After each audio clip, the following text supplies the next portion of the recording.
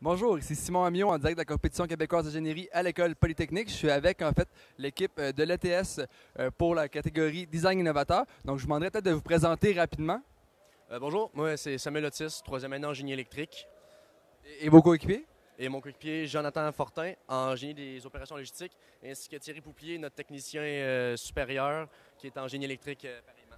Et qui est-ce qu'on voit ici en fait? Ici, en fait, elle peut se présenter par elle-même.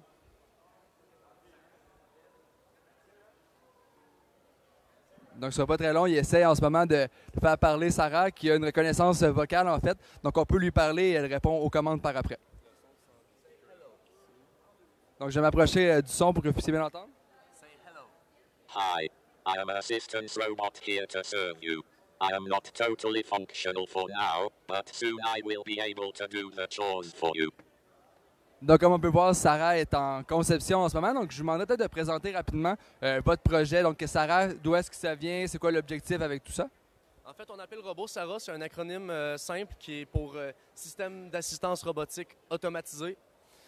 Dans cet ordre d'idée-là, c'est un système qui va pouvoir être implémenté dans les domiciles puis qui va être utilisé pour faire de l'assistance à des personnes en perte de mobilité ou en perte d'autonomie.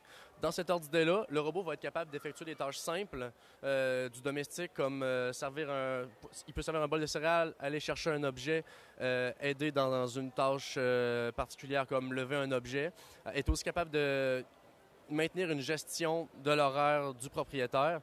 Donc, ce qui est vraiment d'innovateur là-dedans, c'est qu'en fait, on vise un marché de la domotique. La domotique, c'est l'automatisation du domicile. C'est un marché qui est vraiment orienté vers rendre la vie à la maison plus facile. Puis dans cet ordre-là, tout est vraiment séparé. Il y a tout le temps des modules précis. Ici, en visant les personnes en perte de mobilité ainsi qu'en perte d'autonomie, on vient les aider en fournissant un robot qui est entièrement, extrêmement polyvalent, puis qui va les assister dans la vie de tous les jours. Et qu'est-ce que vous dites qui a été le plus gros défi en ce moment avec Sarah, en fait? En ce moment, le plus gros défi avec Sarah, c'est en fait de synchroniser sa reconnaissance visuelle avec sa prise de décision. Donc, quand elle voit quelque chose, elle doit pouvoir bien le reconnaître un objet, par exemple une canette de Coca-Cola ou un autre objet du quotidien, je ne sais pas, une banane, disons, et être capable de le reconnaître et savoir qu'elle doit le saisir. C'est quelque chose qu'on a beaucoup de difficultés en développement, mais on vise que d'ici 2 mois, ça va être fonctionnel. Donc, vous parliez qu'elle est capable de reconnaître des objets, mais elle est capable de reconnaître des humains également? Oui, la reconnaissance faciale est implémentée. En ce moment même, malheureusement, ce n'est pas disponible sur la caméra, mais elle reconnaît les visages des humains et en améliorant les fonctionnalités, elle pourra aussi reconnaître c'est qui si dans le système on y implémente à qui ce visage-là appartient. Donc, elle peut reconnaître non seulement les visages, mais aussi la personne. Et donc, vous êtes dans quelle étape du projet en ce moment? Vous pensez qu'il vous reste encore combien de temps à travailler sur le projet avant de la finalité?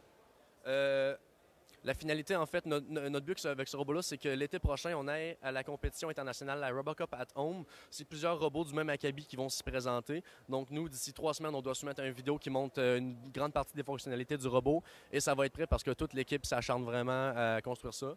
Et nous, plus précisément, dans le cadre du design innovateur, on a pris toute l'idée puis on l'a adaptée pour la rendre novatrice sur le point de l'assistance à domicile pour les personnes en perte d'autonomie.